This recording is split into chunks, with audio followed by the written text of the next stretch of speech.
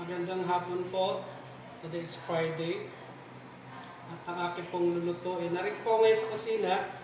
At ang akin pong lulutuin ay ang ginisang munggo. Kasi Friday po ngayon.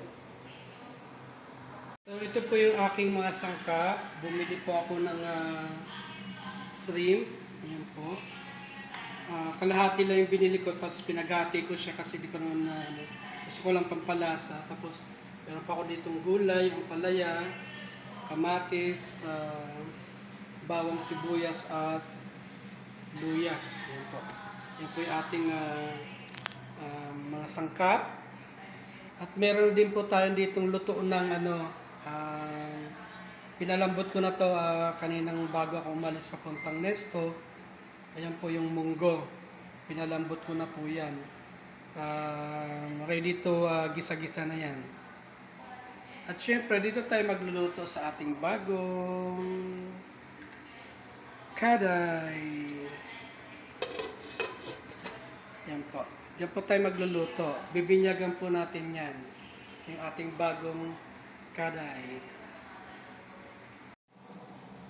So yan po, ihanda na po natin yung ating mga sangkap bago tayo mag-gisa-gisa.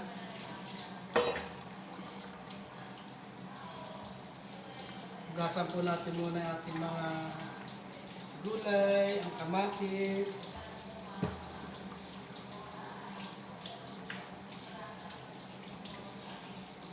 ang ating luya,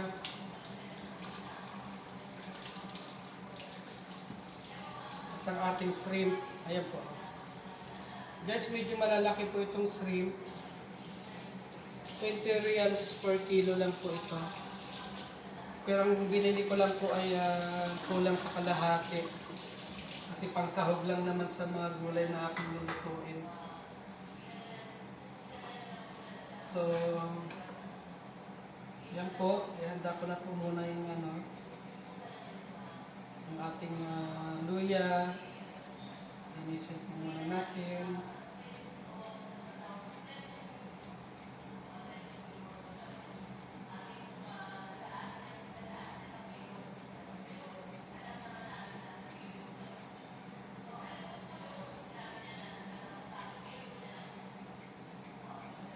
Medyo basa po yung aking luya kasi masyadong malamig yung refrigerator. Napipraise yung yung mga gulay sa loob. Kita mo itong ampalaya na-frozen siya pero firm pa rin naman siya. Hindi pa rin naman siya totally nasisira. Nag-yellow lang siya.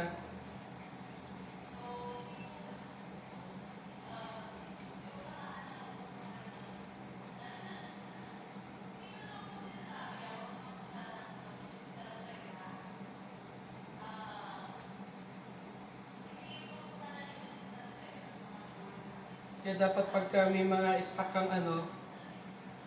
kang gulay sa loob ng refrigerator, babalutin mo muna ng dyaryo.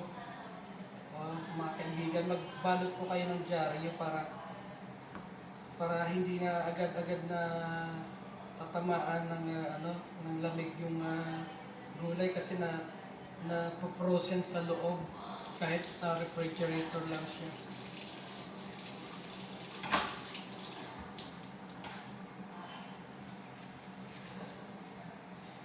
Medyo may kamahalan ngayon ng sibuyas dito.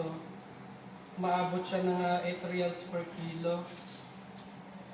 Pero may option ka naman makabili ng mura, yung mga rejected, pero hindi nila totally tinatapon. Dinidisplay pa rin nila with a lower price nga lang. Yun ang binibili ko kasi maayos pa naman. Hindi pa naman siya totally sira. Kagaya nito, meron lang usbong na konti, pero pwede mo pa naman magamit sa pagluluto. Diba? Hindi naman kailangan na magandang itsura ng gulay mo. Importante ay pwede pa siyang makain. Diba?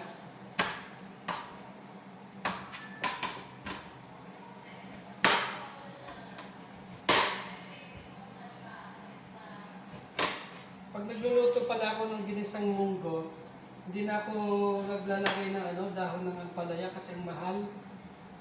Isipin mo, 3 reals tapos kapiranggot lang makukuha mo. Kaya mas mainam na yung gagamitin mo na lang ang palaya. Masarap pa, di ba? Ayan na nga. Ready na po yung ating mga sangkap. Ayan. Magigisa na po tayo, guys. Ready na rin po yung ating kawali. So, ayan.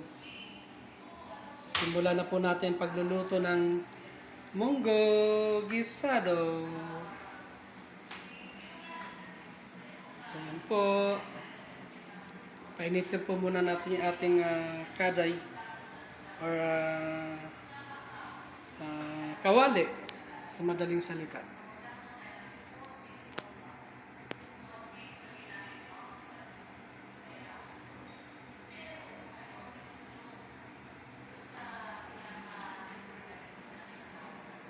Yan po.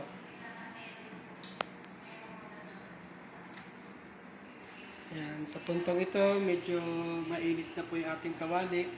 May kunting tubig pa. Hanggang sa tuluyang mawala na yung tubig, saka natin lalagyan ng mantika. So, sa puntong ito po ay mainit na po yung ating kawali. Pwede na po natin lagyan ng mantika para magisa na po tayo.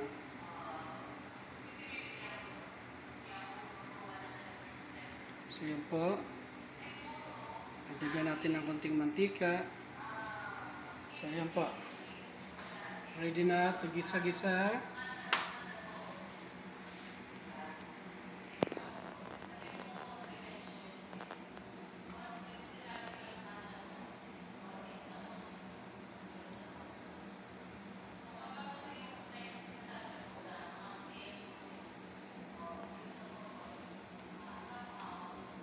So, ilalagay na po natin yung una po itong ating luya.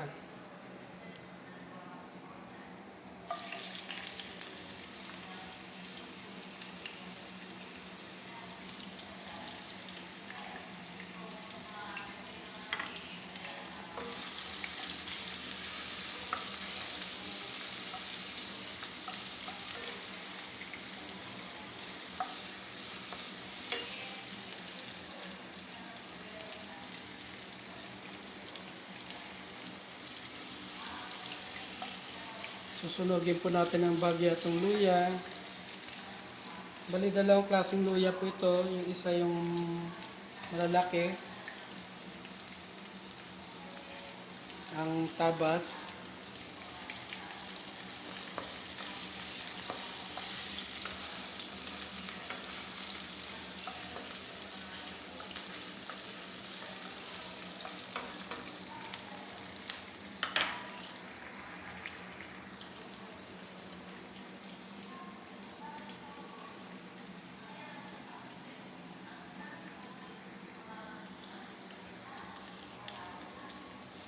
Sunod naman po natin yung ating bawang.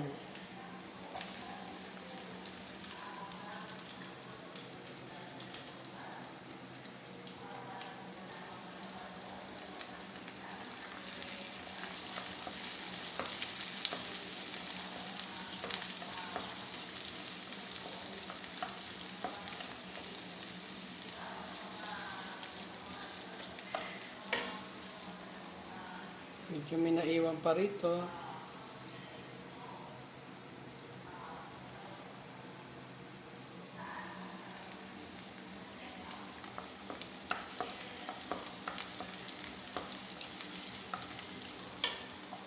So, palutuin lang muna po natin ang bagya, ang ating sangkotsa.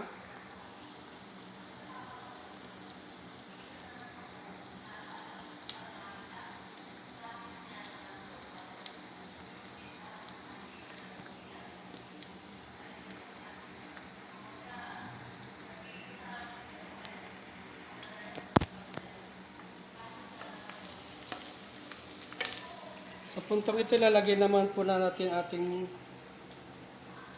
slice na. Guys, pag ako nagluluto ng ganito yung mga ginisa, gusto ko maraming bawang sibuyas. Mas satisfied ako pagka maraming seasonings like bawang sibuyas at luya. Akong inilalagay, pati paminta. Satisfied ako sa niluluto ko. Pagka ganun karami yung aking nilalagay ng mga sangkap.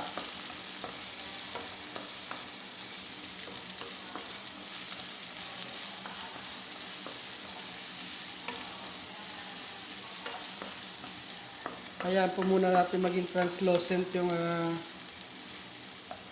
ating sibuyas. Saka natin ilalagay ngayon yung iba pang ingredients like kamatis.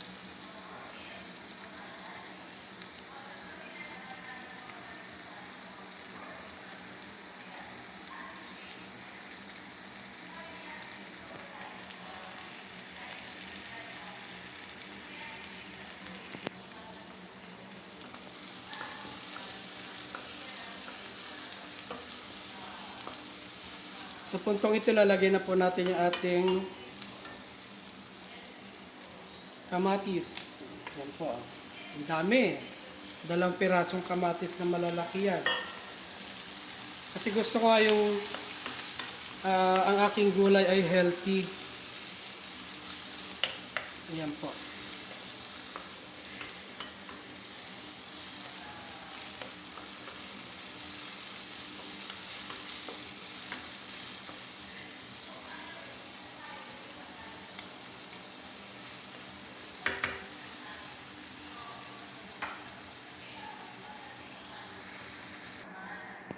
So, ayan.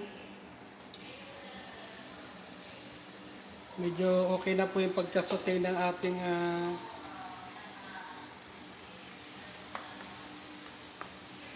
mga sangkap para sa paggigisa. Lagay na po natin yung ating shrimp. Ayan po yung ating shrimp. Ayan. Shrimp po ang ating sahog sa ating.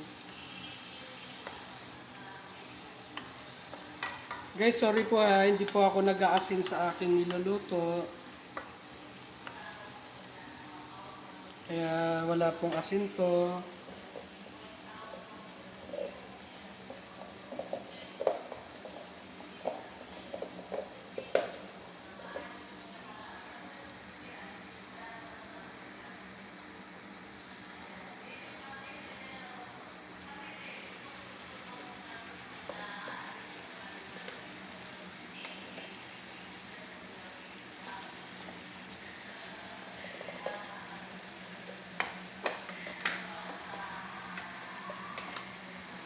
Lalagyan na po natin ng paminta. Nakabila ako kanina ng pamintang buo. Masarap pag maraming paminta eh. Lasa mo yung anghang.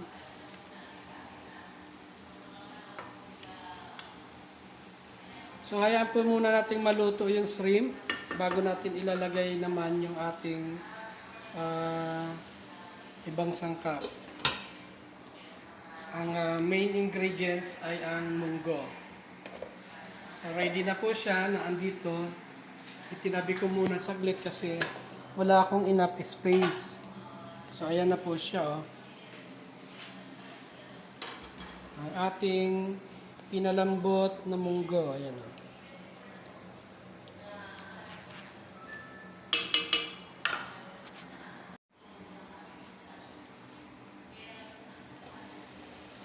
So, luto na po yung ating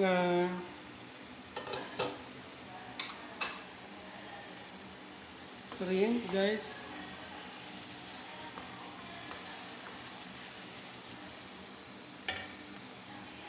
Para mas malasa, maglalagay po ako dito ng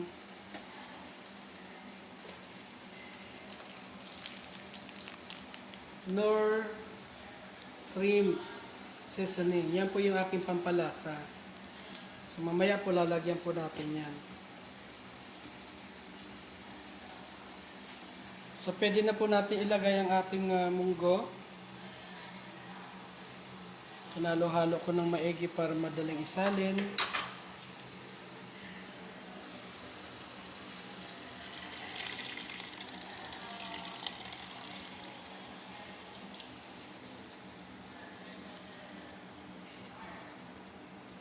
So ayan, said po yung ating munggo. Wala pong natira sa lalagyan.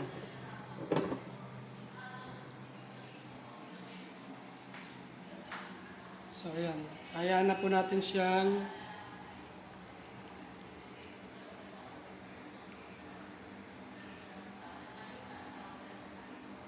totally maluto guys, at ilalagay na po natin yung ating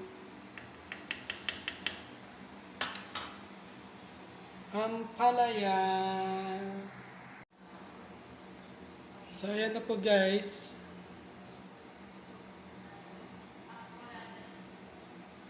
Luto na po yung ating munggo. Ilagay ko na po yung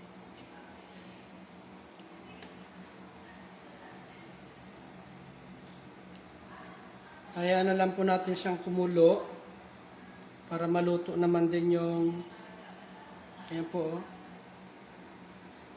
Maluto naman po yung ampalaya. Tapos okay na po siya. Ready to serve na po ang ating ginisang munggo guys. Hello. Harap, luto na po yung aking lutong ayan o.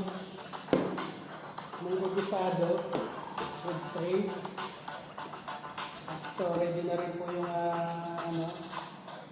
aking kanin, 1 cup of rice. Kaya lang, hindi ko maiwasan yung aking dessert. Ito po ay galing sa summer. Ito po yung tinatawag na piñato. Pero pakunti-kunti naman yung kain ko. After my meal, pagkatapos ko ng aking lunch, ito po yung first batch ng karena. piñato. Naging officers pa tayo dyan. Walang, Kain po tayo. yung Ikupo natin sasabihin yung munggo. magkukota ka o yung mag